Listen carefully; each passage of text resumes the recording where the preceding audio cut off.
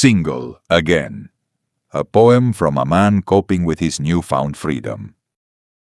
When fate cuts the knot of chaotic thread, tangled around our hearts and balled up in our heads, it loosens the innermost core of every memory we hold dear, pushing transcendent love out the door and kicking every covenant in the rear. When surprises tackle retirement plans before they reach their ambiguous goals, and pounce on ever-changing pipe dreams before we hear the early morning crows, I fall to my dented knees before the ingratitude grows, and swipe the texts that arrive as premeditated death blows.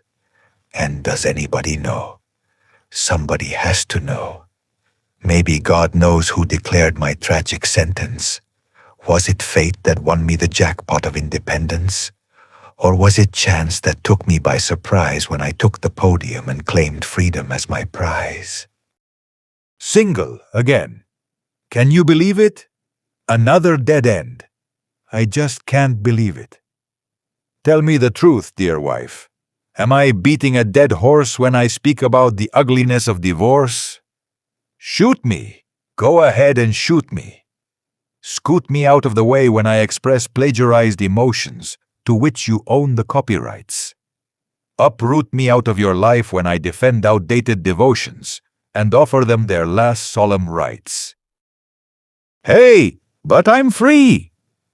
Perplexed by the sudden autonomy, no longer controlled, no longer patrolled by the officer on the beat. No longer feeling the heat of monitors tracking the direction of my feet. I am on a spree, a self-loathing debauchery, no longer cloaked in the incognito mode, my total lack of virtue fully exposed, roaming the rooms in underwear and untied shoes, joyfully squeezing the tops of disfigured toothpaste tubes. And no one tells me how to steer my car, or scolds me when I park too far from curbs and busy jam-packed malls. No one makes me hold her flowery purse while she takes her time in stalls, and while observers quietly rehearse every gay joke in the universe. So what was the use of enduring so much abuse? I love you. And maybe that's the shallowest answer. Maybe I turned into your private dancer, popping and head spinning around your strict and stubborn way, hoping to make you love me, hoping to make you stay.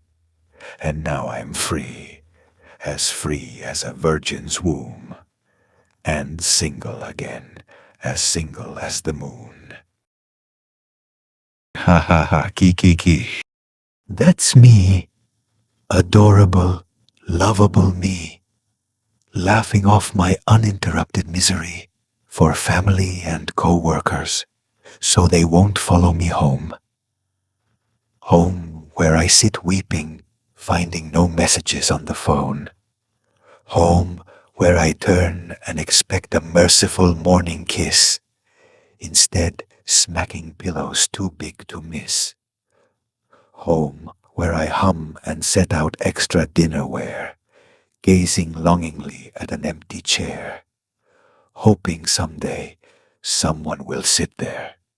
Home where I pray with hands raised high, mumbling our fathers, followed by heavy sighs, wishing angels could embrace me. Like the painting. I seen the painting where the angel embraces Jesus in Gethsemane, and yet I'd rather be embraced by my old archenemy. Hey, but I'm single again, free to go on dates, free to find new mates, now that you have chosen yours. Couldn't even wait, could you? Just couldn't wait to have them lining up at the revolving doors. At least I'm no longer crowded in bed, with a lemony-scented head tucked perfectly under my chin, and the cold feet no longer burrow deep into my skin, startling yang into heating its yin. No longer am I late to church or to work, no longer called an asshole or a jerk. I drink soda from the bottle and not from a miserable cup. And do I dare? Yes, I dare to leave the toilet seat up. My closet looks spacious and bare, free from the clutter of outfits and shoes you never wear.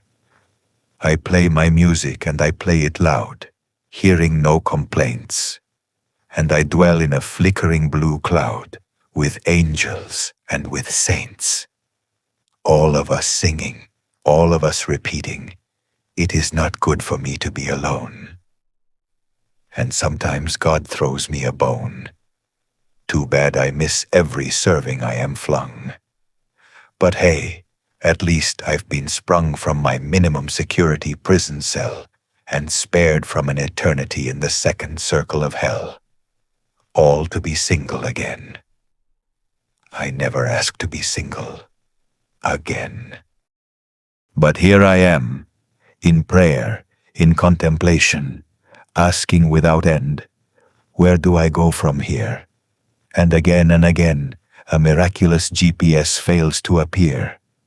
And so I smile, a jagged, pain-filled smile, for those who claim me as God's beloved child, hoping to appease them and release them from their concern. And once they are gone, and I am left to yearn deeply for a love that never ends, the smile returns, and it is for me, only for me. As pathetic as that may be, for I have found a love that truly matters. And that love is definitely not yours. Not anymore. Blessed are the single. Divine companionship knocks on our door. Thank you once again for sharing this time with me. May the rest of your day be filled with blessings. If a tale or a poem speaks to you from this channel, please share it with someone who needs to hear it. Let's walk this road together, one whisper at a time.